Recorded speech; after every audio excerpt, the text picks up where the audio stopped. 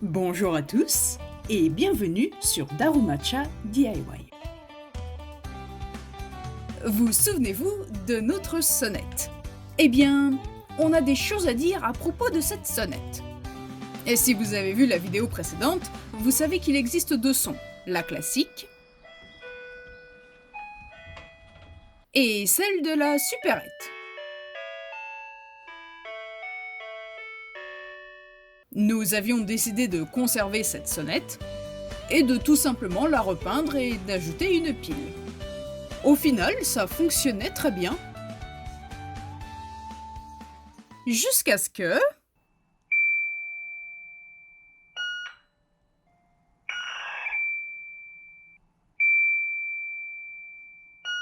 Mesdames et messieurs, je crois que nous sommes témoins d'un événement incroyable. Il semblerait qu'une forme de vie extraterrestre essaierait de rentrer en contact avec nous. Si quelqu'un parmi vous comprend ce message crypté, faites-le nous savoir. Je me demande si je ne préférais pas la musique de la supérette en fait.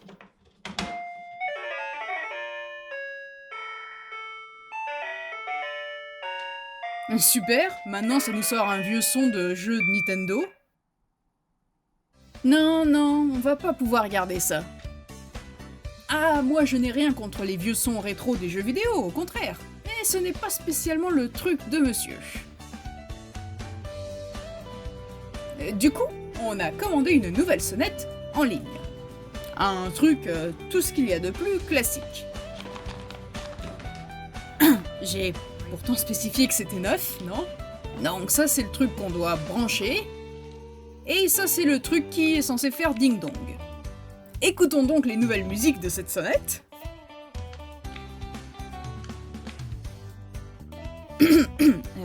Peut-être une pile? Ok, ça c'est la classique. Ça c'est la version sophistiquée de la classique. Ça c'est la version pour les voleurs. La musique de supérette. Quoi? Ça vient juste de dire « Entrez dans la chambre ». Et maintenant ça dit « Entrez dans la salle de bain ». Et là, « Entrez dans les toilettes ». Wow, c'est quoi cette sonnette de pervers là? Il m'a fallu un temps en fait pour comprendre que c'était une sonnette spécifique pour aide aux personnes âgées. Bon, j'imagine que dans tous les cas, ça fonctionne. Du coup, on va maintenant changer le bouton de la sonnette. On va d'abord retirer ce truc.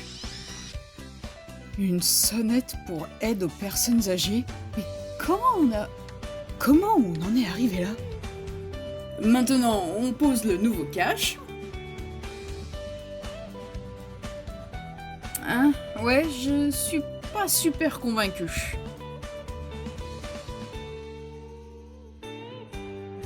On met en place le nouveau bouton à sonnette. Alors, conclusion, c'est putain de moche. Bon, en même temps, c'était pas très cher non plus. Ouais, on en a eu pour 18 €. Enfin voilà, les petits vieux que nous sommes, on en finit pour aujourd'hui. Quoique, pas encore. On aimerait changer la lampe qui se situe juste au-dessus de la porte d'entrée. On a essayé la méthode douce.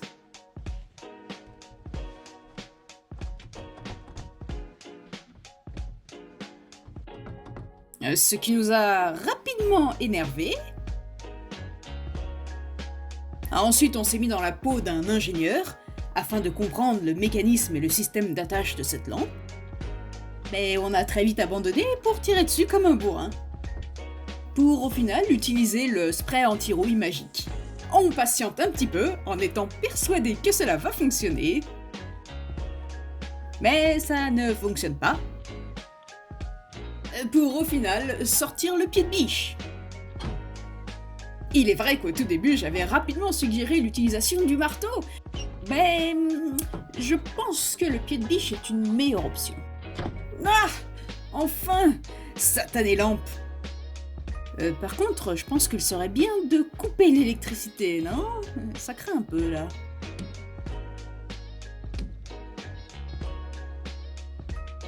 Je suis sûre qu'il vous vient une envie irrésistible d'appuyer sur le petit bouton, hein?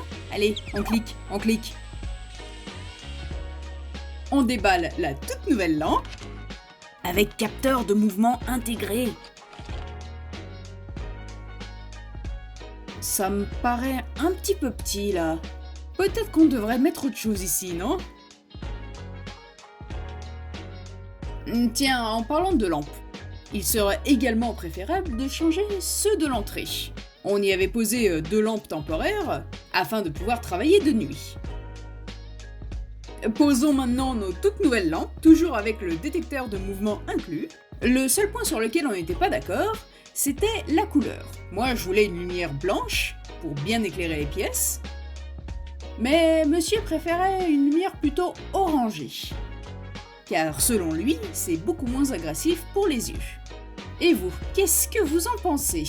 N'hésitez pas à nous le dire dans les commentaires. Bon, je pense qu'on en a vraiment fini pour aujourd'hui. Dans le prochain épisode, ça mesure, ça coupe, ça cire. Dans tous les cas, ça fabrique quelque chose. Enfin bon, vous en saurez plus la semaine prochaine. En attendant, prenez soin de vous.